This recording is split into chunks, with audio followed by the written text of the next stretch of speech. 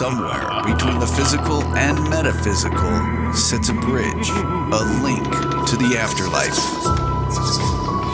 So grab your gear and come join us in search of the dead with your favorite ghost hunter, the host of Bridging the Paranormal,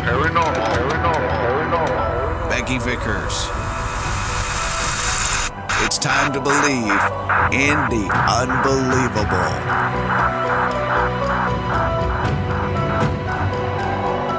Hello, everybody.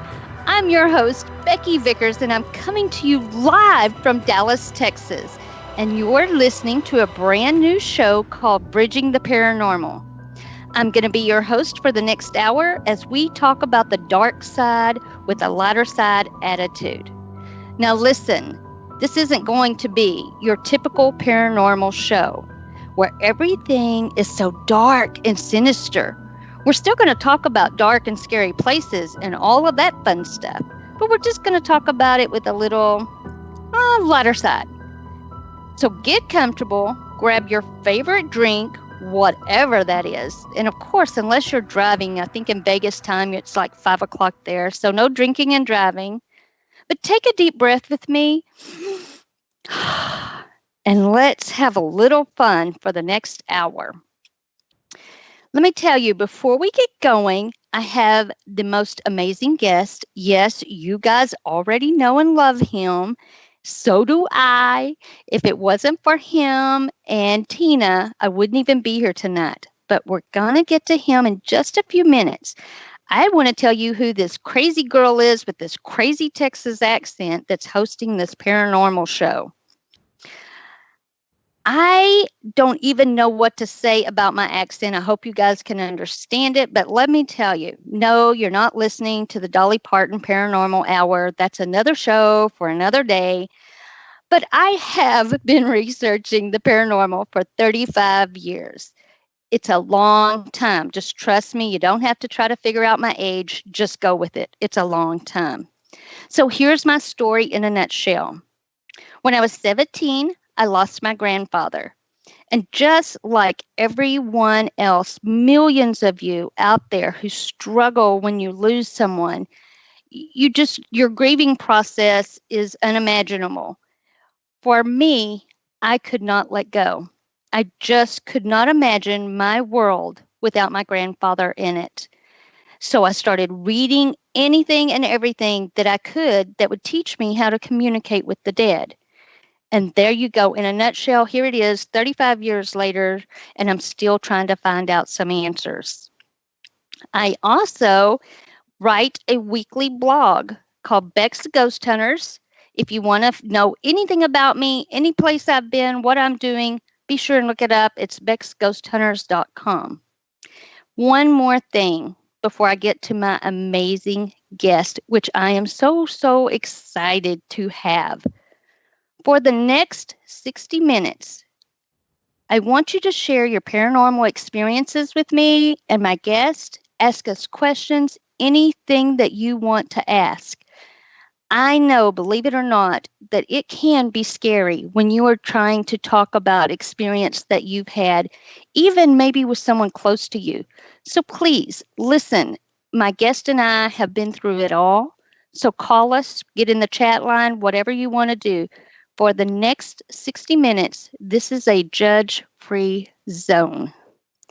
Now, the one and the only, the one you've all been waiting for, the Reverend Shawn Whittington. Rev, hello, we're doing this. You are such a superstar. Wow, the show sounds great. The beginning sounds great. I knew it would. This is the first time I heard it.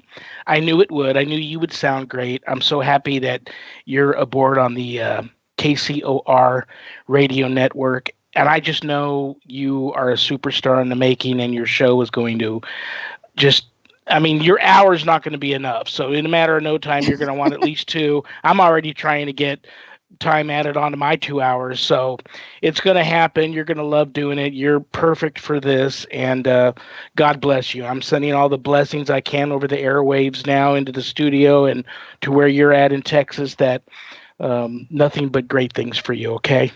Oh my goodness, thank you. You are so sweet. It's no wonder I love you, and thank you for. I know you had to work around your schedule to be on my show tonight, and I just can't thank you enough for that. You're just amazing, and I wouldn't want anybody else but you on tonight.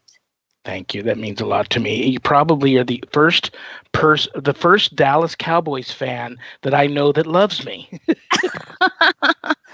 Yes. Well, I want to bring that up before we get too deep into things. For all of the listeners that maybe you heard me on Shawn's Vegas Supernatural. I don't know, what was it, 3 or 4 months ago? What was before Thanksgiving? Correct. And Shawn and I, at the strong encouragement of Tina Marie, made a bet on air that if the Cowboys won against the Washington Redskins on Thanksgiving Day, that Shawn would dress up in some cowboy gear or whatever and say he loved the Cowboys, and vice versa, I would be in Redskins gear. Well, we all know how that ended. And and you are like the greatest sport ever. And you guys have to go on Facebook. Shawn, I know you're probably not going to appreciate this, but you guys have to go see the picture he posted of him all dressed up and saying that Cowboys, he loves the Cowboys or they're the best or whatever it was. But gosh, thank you for being such a good sport. It was fun. And I'm just, I was thinking that it would be the Cowboys and the Patriots, which is Tina's team, in the Super Bowl. And unfortunately, both our teams are out of the running, and it's just going to be the Patriots versus the Falcons.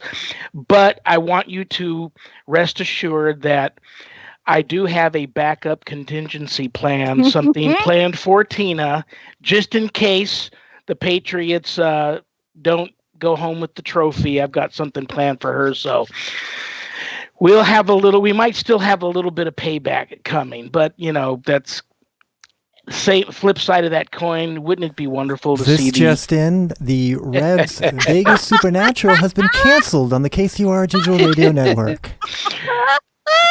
Flip. See, the paranormal, we can already hear the ghost. That ghost sounded so familiar. I don't know. It's just bridging the paranormal. So there you go. Oh my gosh. I'm thinking that it would be nice to watch the commissioner have to eat crow on national TV and hand the trophy to Tom Brady after the Super Bowl and have him basically go, "Screw you, pal." Drop the mic and walk off the set. But so we'll see what happens, but I'm either way, whichever way the game goes, it'll be a good game. So congratulations, Tina. I know you're out there listening on the Patriots' good fortunes. Any predictions on what the score might be? Gosh, I don't know. Honestly, I think it's either going to be extremely low scoring because both defenses are really good, or going to be a shootout with Brady and Matt Ryan. Right. It can go either way.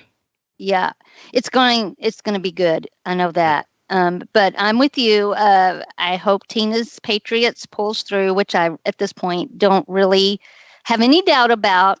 But by chance, if they do lose, I'm anxious to see what you have in store for Tina. Okay. Alrighty. We'll see. Okay. So we're moving on, everybody. I know y'all have had enough football talk, but we really love talking about football here in Texas, and especially with the Rev and Tina. They're awesome. Okay, Rev, I'm stealing this part from you. Okay.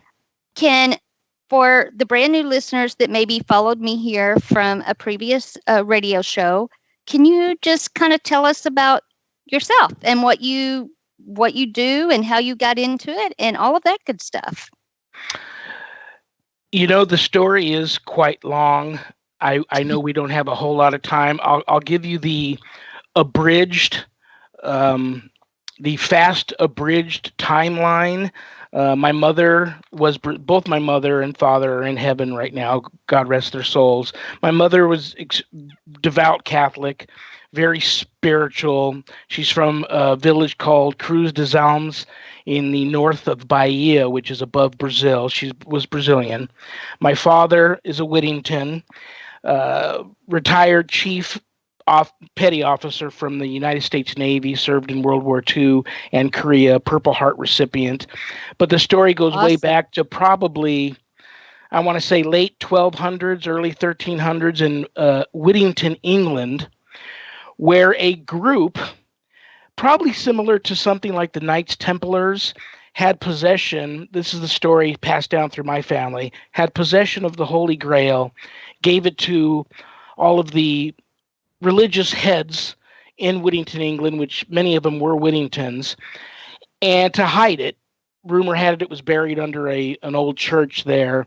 But then, fearing for its safety and wanting to make sure it didn't get captured, a priest with the last name Whittington got out of Europe and made it over to the States with the Grail, and it's rumored to be buried somewhere in Maryland. And then the Whittingtons migrated to the West. They weren't Quakers, but they were very Quaker-like. They brought religion to the Native Americans throughout the Oklahoma, Texas, and Kansas areas.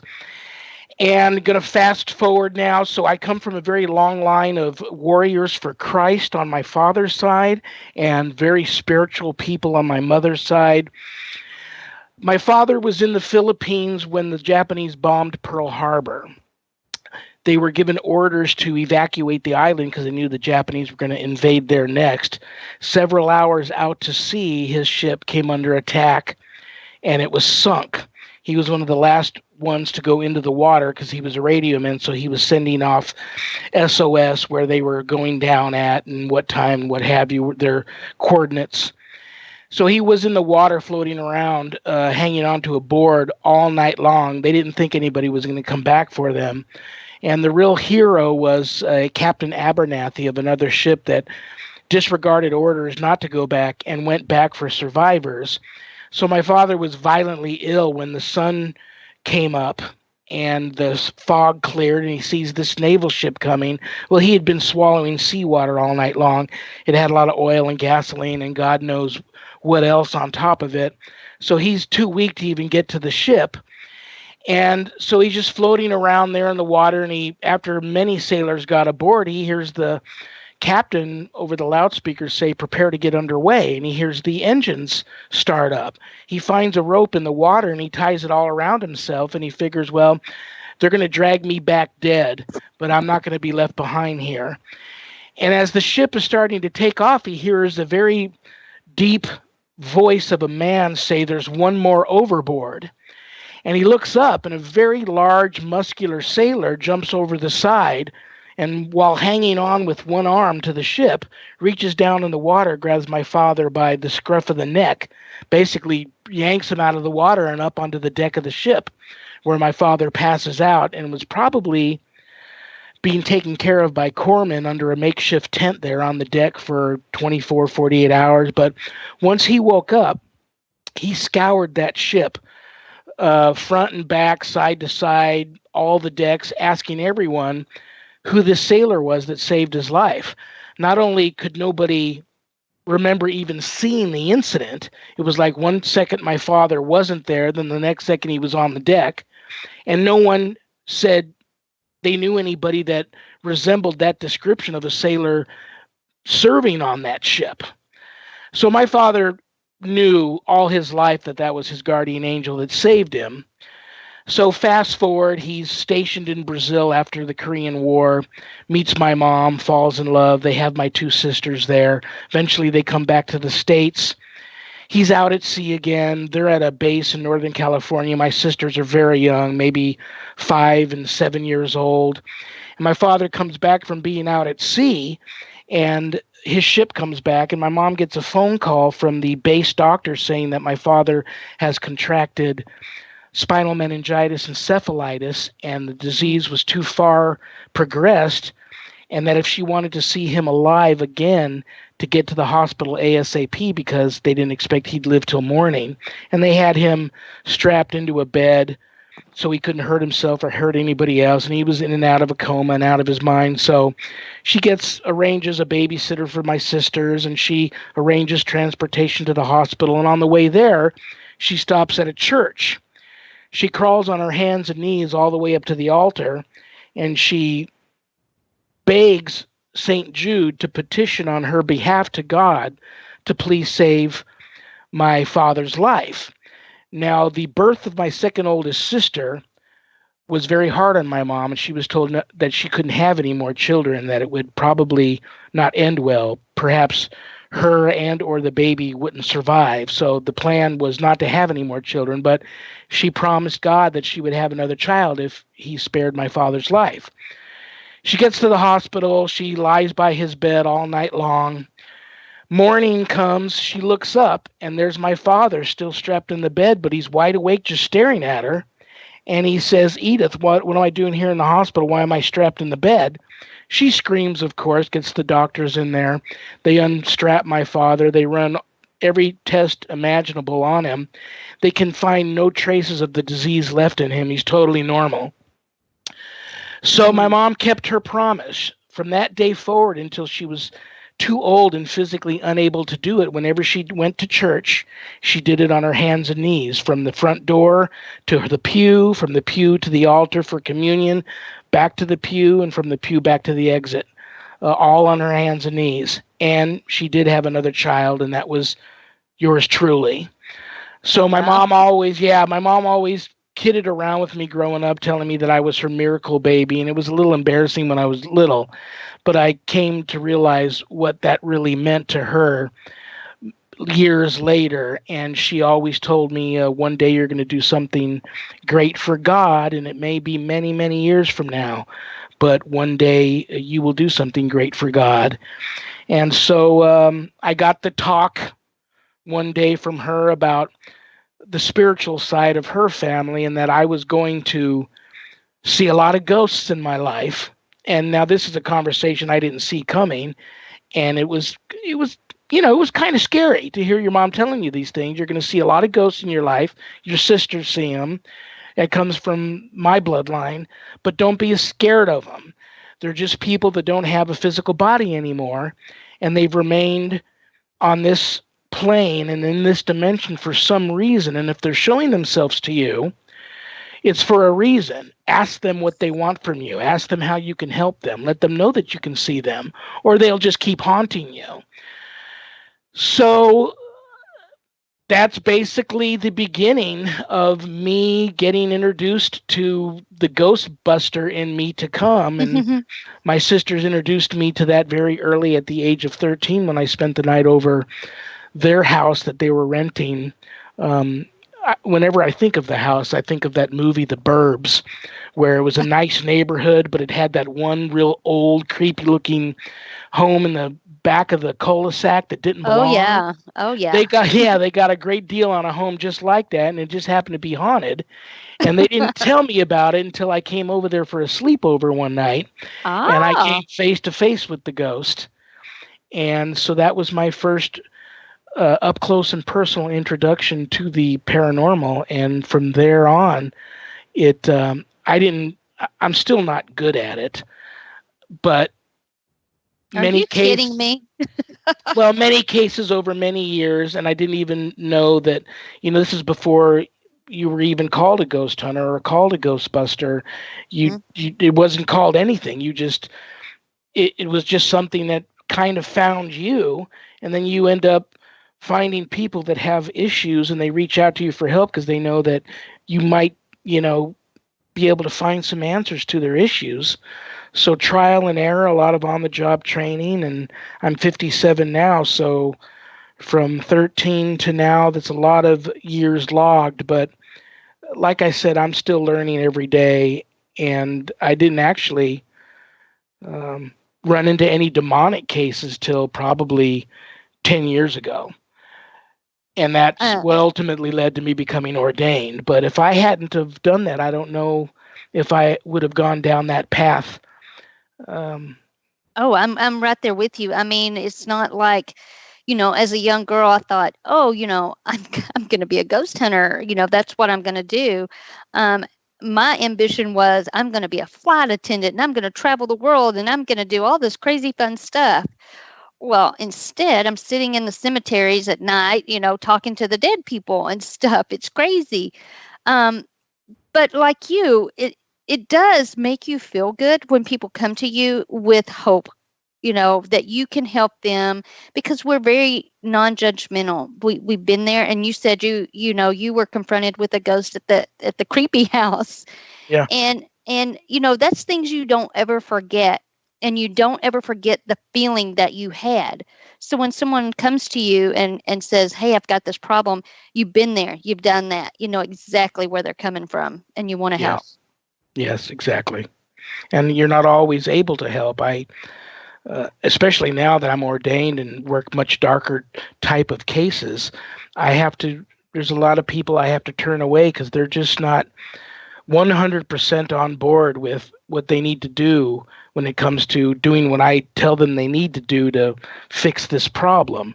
So many cases I have to turn away, refer out to another team, or just counsel them the best I can and just kind of let them loose and hope that things turn out okay. And that can be the very sad and disappointing part of this thing that we do, and really pulls on your heartstrings at time. And I get scared too. I'm afflicted with all the human emotions that God gave us. I go into every case scared. I'm not kicking demon ass. I don't do anything. I just go there. I think you do. Well, I crawl on my hands and knees from the front door of every case that I go on, and I do the same thing my mother did, and I pray to St. Jude to petition to God to bring down all his warrior angels that he can spare at that time to walk with me on this property and help me help these people. I really don't do anything. I'm begging for help from the heavens. And thank God that most of the time I get it. But there's those times, I really, really want to get into that a little deeper, because that's something I'm very, very interested in. How you realize that you could defend yourself and others against these demons. I mean, to me, you asked me on your last show, you said, "Becky, what is the one thing that you fear?" And of course, there's a lot of humanly things, but I do fear demons, because I don't feel that I am one that can protect myself, much less anyone that's with me, my team or a client or whatever it can be.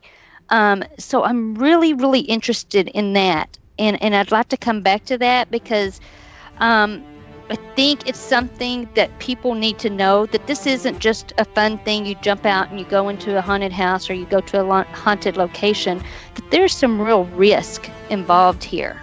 Yes, there is. And we'll go into all of that, I promise.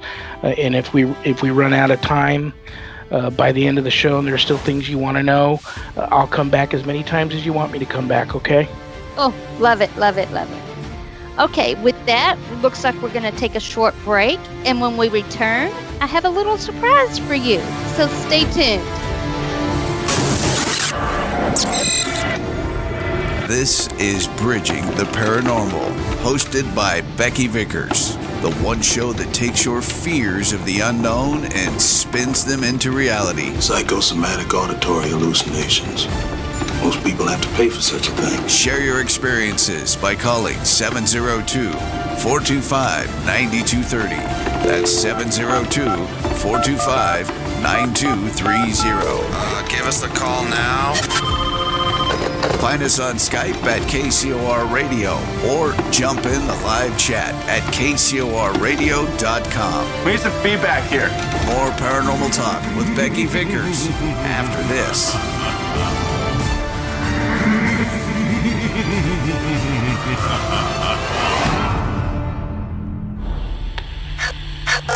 Hello?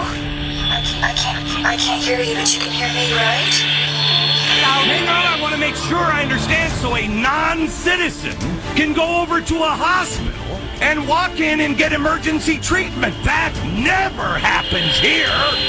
What happens? Jobs are created. Guess what happens? The economy grows. Then you have more people paying taxes. Do they not understand? I don't want to hear any more about Islam. I don't want to hear one more word about Islam. Take your religion and shove it up your behind. I'm sick of you. Fatigued by the identical mind-numbing viewpoints up and down the dial? You fat pig who lies on his back all day, demanding that everybody else subsidize them. What do you do, jerk? All right. Well, listen to the master of provocative insight, Dwight Lilly, exclusively on the KCOR Digital Radio Network, Tuesday nights at 7 p.m. Pacific, 10 p.m. Eastern. Whether it's local or national news, Dwight has his finger on the pulse of the nation. So now you've got a case where Cliven Bundy, in an interview first broke in the New York Times, his comments are beyond repugnant to me. They are beyond despicable to me. They are beyond ignorant to me. The Dwight Lilly Show, never restrained and always opinioned. Talk without the fluff. The world is about to change forever. Get your weekly dose of truth every Tuesday night at 7 p.m. Pacific and 10 p.m. Eastern, only on the KCOR Digital Radio Network.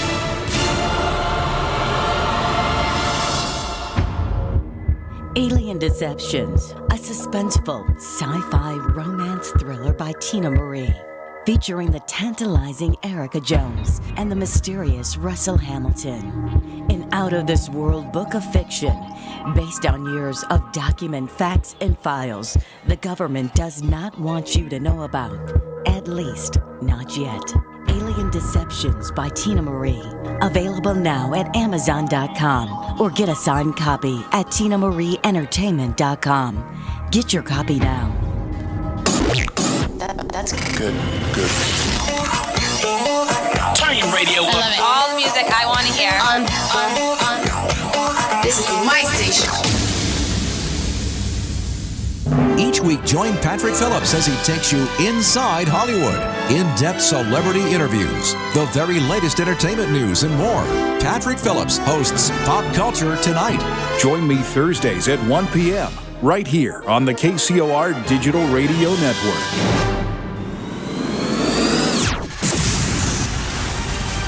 Looking for a radio show like no other? We need something brand new. Then tune in to the KCOR Digital Radio Network, Tuesdays at 6 p.m. Pacific, 9 p.m. Eastern, and get ready for the quantum shift. The world is evolving around us. Will you be ready for the shift? This is one of the most important decisions you'll ever make. The Quantum Shift. Hosted by Dr. Sam Muggsy, will enlighten your understanding of the world and bring you mentally into a better understanding of existence. The Quantum Shift. Quantum Shift. Quantum Shift. Quantum Shift. Live Tuesdays at 6 p.m. Pacific, 9 p.m. Eastern. Exclusively on the KCOR Digital Radio Network.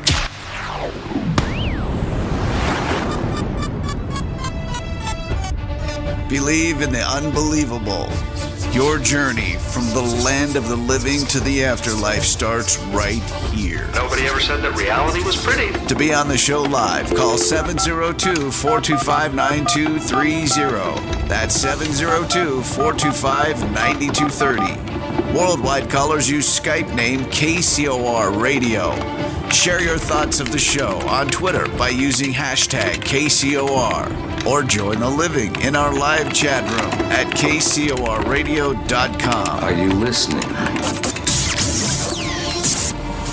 Now, back to Bridging the Paranormal, hosted by paranormal investigator Becky Vickers. Becky Vickers. Becky Vickers. Becky Vickers. Becky Vickers. Welcome back, everybody. I hope you had a nice break. Before we get back to my guest, the Rev, it's time for a little segment I like to call... Let's do it. You want them. We got them. Twisted Tuesday Tidbits. Twisted Tuesday Tidbits. Did you know? In 1923, a jockey named Frank Hayes won a race at the Belmont Park in New York despite being dead. He suffered a heart attack mid-race, and his body stayed in the saddle until the horse crossed the finish line for a 20-1 outsider victory. There you go. Think about that. Okay, Reb, back to you. Just wanted to get the fun Twisted Tuesday tidbit out. Oh my gosh, I didn't know that. That is a fabulous little tidbit. How about that? Could you imagine? Yeah. I can't even imagine. But, I know darn well I would have bet on that probably. And my guy would have came in deader than a doornail when he crossed the finish line. That's just the way it goes for me. I read that and I'm like, oh my gosh, that would have so been my horse. Wow. I just know it would have. Wow. Okay, before we went to break, you and I were talking about demonic entities and the power of. Can you please go into more detail about how you came to be a defender against the evil? It happened after a case my wife and I were working, and we made a big mistake there. We used a Ouija board. Ooh. And it was a coworker that was being sexually molested while she was in the shower and while she was in bed at night lying next to her husband by an unseen force. And she asked us to come over, check things out. And we brought a Ouija board. Now, I didn't know anything about demonology, or this was a long time before I became ordained, so I didn't know any better. We left about 3 o'clock in the morning and we're heading home from the case. And the case is far from over. We went back there several more times. But my wife's cell phone starts ringing, and we look, and there's no number on the caller ID, which I thought was odd. But I told her to answer it anyhow. I shouldn't have done that, but I told her to answer it. Nobody was there, so she hung up. That night, I dreamt that a black mass was above me, swooping down into my face and back up to the ceiling, down into my face, back to the ceiling. And it woke me up out of a dead sleep. It happened the following day again. Swooped down into my face, back away, down in my face, back away. I went out that day to do some gardening, and I got attacked by blackbirds that I've never seen before. They would dive. Yeah, they dive bomb me. They tried to get me in my car. I tried to escape from them in my car, got back into my house.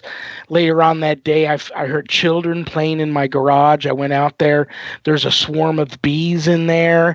I made a little makeshift bee suit and went out there and opened the garage door and went inside, shut the door and prayed. Went out a couple hours later, all the bees were gone.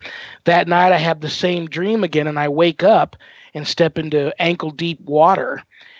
Something had burst a water pipe in my wall and flooded us out of the master bedroom. To this day, we still sleep on a mattress in the family room. I converted the master bedroom into a paranormal office, and my wife has another office in one of the other rooms. But this thing took residence up in the house for about 6 weeks, and I didn't know how to get rid of it. That's when I reached out for help, and I found Deacon Katie McDonald, exorcist from Agape Christian University and the American Association of Exorcists. She's the only female to be ordained a deacon in the Catholic Church since 1000 AD, performed hundreds of exorcisms. Her and Dr. Reverend Bill Jordan put together the American Association of Exorcists, so she helped me there. I was able to get this thing with her help out of my home, and everything from hearing like a banshee in my backyard to what sounded like a pterodactyl running on my roof every night to bangings to scratchings, you name it. Finally got this thing out of the house.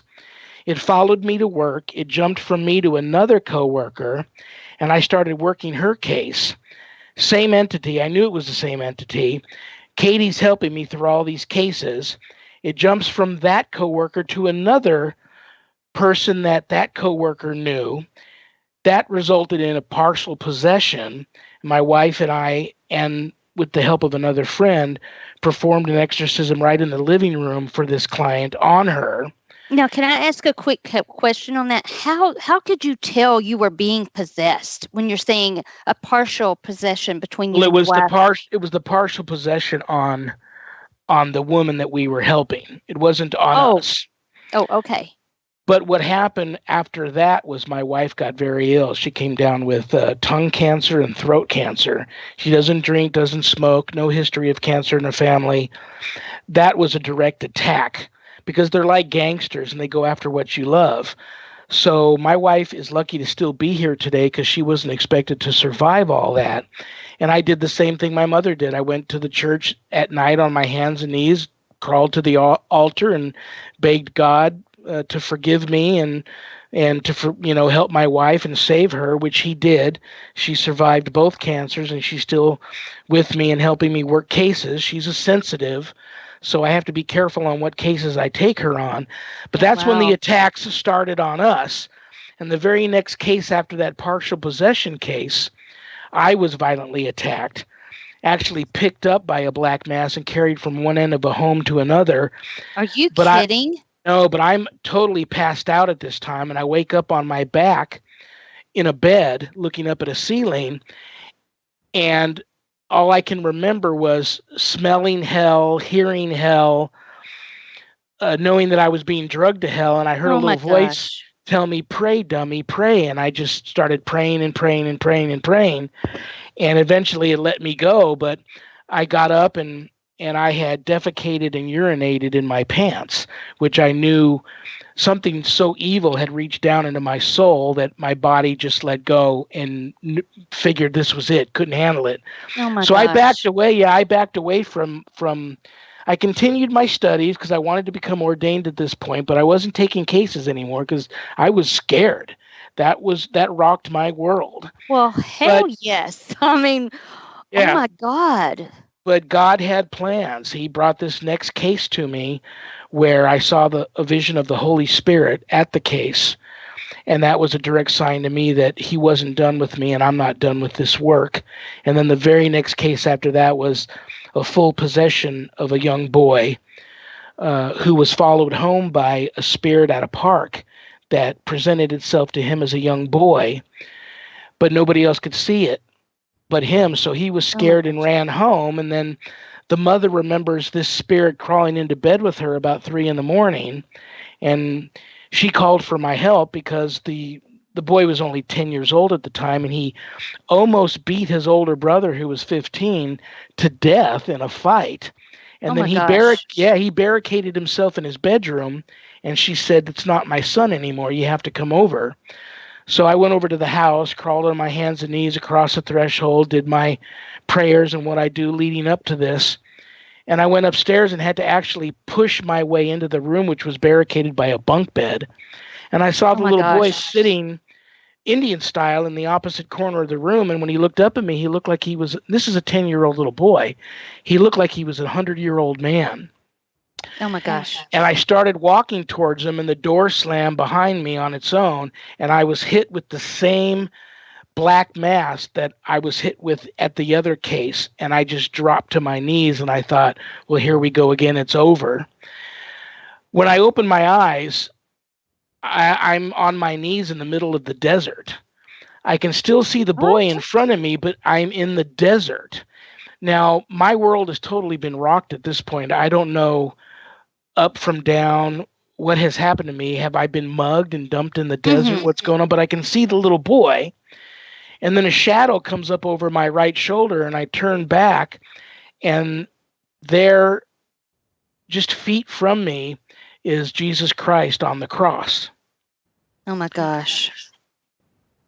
Was I at Calvary? I don't know. But I do know that I saw Jesus on the cross, and I was compelled to crawl over to it and touch it to make sure the vision was real, which it was. And I used the cross to help myself up to my feet. And I remember getting on my tippy toes and kissing Jesus on his left foot, which was crossed over the right foot. And I can still to this day taste the dirt, the mud, and the blood from his foot in my mouth. And when I did that, I can't tell you what came over me, but it was the most peaceful feeling that had ever come over to me. And I was guided from that moment on by the Holy Spirit to just turn, walk over to the boy, kneel on front of him, and then I could see beyond him. There was a dirt path, and at the bottom of the path was several cloaked, dark figures and several black dogs, which appear to be a cross between like a German shepherd and a hyena. The dogs are moving around frantically. They want to come up the path, but it's like they're waiting for a command to go up, which never comes. The cloaked figures, my discernment tells me they can't come up the hill, but they want the boy. So I immediately start dousing him with the holy water and filling my hands with the holy water and brushing through his hairs and praying and praying and praying and praying and praying and praying. I close my eyes. I lift my head back up and open my eyes, and we're back in his bedroom. He looks up at me, and now he's the young boy again. And we just look at each other and we don't say a word. The look on his face was he knows something miraculous has happened, but he doesn't know quite what. Neither do I, for that matter. We hug, we cry, I help him up, we walk out of the bedroom, we walk downstairs, the mother's waiting, she's looking at us. She too has that look like she knows something incredible has happened, but she doesn't know what. We sit down, we don't say a word, and the only thing I can think to say is anybody hungry? Let's order pizza. And I remember ordering pizza at the Papa John's. This is the plug for Papa John's. I ordered Papa John's just down the street. They delivered. We ate. We never talked about it. And they moved back to L.A. to be with family. She was a single mother, and she got her kids, and they upped and moved back to California. So I knew then that I needed to get ordained, which I got my bachelor's in Christian Spiritual Warfare Ministries, got ordained a spiritual warfare minister, and recently the American Association of Exorcists and Dr. Reverend Bill Jordan honored me with a lifetime ordination to the level of exorcist, and it's lifetime. There's no expiration date on that certificate, and so I'm very proud of that. And I know that this is my path. But every time the phone rings and I know it's somebody needing help, I'm scared. Yeah. Because you don't know. Nobody has all the answers. These things are ancient. They're powerful. They're all-knowing. They're fallen angels, and they hate us.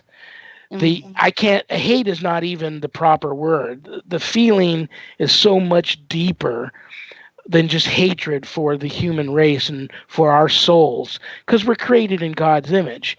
And us just being here, this is their world, a matter of fact. We occupy their world. And the fact that we walk in their world every day is a thorn in their side to the God that they hate. Satan was, he sat at the right hand of God on the altar, his creator. He's a psychopathic murderer who tried to murder God and take over heaven, and then got banished out by St. Michael and the army of angels and kicked the legion out to hell. And basically, we live in hell. This is their world, but there's an even darker world that you will go to if you aren't right with God. When your time is up, they're going to be there waiting for you. So I guess the moral of the story is just be a good person. And if you don't believe in God, just be a good person and surround yourself in positive light and positivity, and just love your fellow man and be a good person, because when that time comes, you don't want to go the wrong way. You want to take the right turn in that fork in the road. Amen. Amen. And I want to thank you from everyone in the paranormal field, because what we do is very dangerous, but what you do to protect us and innocent people is unbelievable. And I get chills listening to your story and what you went through, and to help people that you don't know it takes someone very, very special to do that. And it's really good to know in this field that we have someone like you that has our backs. And so for that, thank you. Thank you. Thank you. Well, just remember, I really don't do anything. I go to every case scared, sometimes shaking in my boots. Some of these cases can be very frightening, and I don't know. I get the strength from the Holy Spirit. When I drop to my knees at that front door and I crawl across the threshold, sometimes that's all it takes, and I can hear them screaming and shrieking like little pigs, just running out of the house, because I know at that moment I've shown so much humility and I've begged for help that I know I don't walk alone when I cross that threshold, and the demons are in fear of who's walking with me. They could care less about me. They chew me up, spit me out, or swallow me and poop me out the other end. It don't matter to them. I'm nothing. So it's the Holy Spirit. So just get right with God, guys. Whoever your God is, whoever you pray to that makes you a better person, don't stop praying and just do the right thing. Couldn't have said it any better. Couldn't have said it any better. Listen, before we get to close to ending the night, please tell everybody about Ghost Be Gone. We didn't get to talk about that, and I want to be sure and get that in. It's just my wife and I. Ghostbegone.biz. It's we have a website. We also have a ghostbegone.biz Facebook page. People can also reach out to me on my profile, Shawn Whittington, and it says Reverend Shawn Whittington underneath my name. My wife is Sharon Whittington. If you don't want to, some people don't want to talk to a male, they can talk to a female. She's also a Stevens minister through the Lutheran faith. So you can reach out to her for advice and counseling and help. And if you need us to come over, it's just my wife and I. We don't show up with 2 or 3 big black vans and 30 investigators and all the equipment. It's just us. And we do what we can. And we don't really ghost hunt much, although I've been invited on a lot of ghost hunts, and we still occasionally do that for, I hate to say for fun, but I guess as a release and something different from what we normally do, but we don't tend to do that much. So that's pretty much it. It's just the two of us. Well, listen, if you are ever down in Texas way, you and your wife have to go on a ghost hunt with me. It is mandatory for you to be in this state that you attend a ghost hunting trip with me. And well, I want to come. I want you not only to take me to the Goatman's Bridge, which I saw you did such a wonderful job on Ghost Adventures with that episode. Thank you. Thank you. I know you recently visited Lemp Mansion in St. Louis. That's on my list of phenomenal ancient places that I'd love to go to and investigate. So yes, if I come to Texas, you and a few other people that I love down there are definitely going to get a knock on the door for me. Yay. Love it. Yeah. The Lemp Mansion. I was so excited about that because it was cold up in St. Louis. It was rainy. And they had toyed with canceling the tour, not canceling the tour, whatever. And finally, they decided on it. And literally, it was just me and one family, I believe, of 6. They were the sweetest family. So shout out to Pat and his family. They were awesome. But inside the mansion is so breathtakingly beautiful. Wow. But it does have I felt like up in the top floor, I did not get any really overwhelming, creepy feelings or whatever in the bottom. But in the top, the minute we got to the top part of the stairs, it changed. And I even remember saying out loud, it's different up here. It's different up here. And I don't know why. Supposedly there is a child that had, I think, some deformity or special needs or something that people made fun of that hangs out up there. But for whatever reason, I don't think it was the child that was bothering me. I just sensed something different, something else. Wow.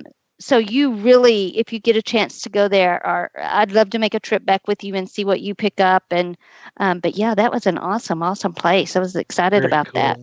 Very cool. Hopefully it'll happen. Yeah.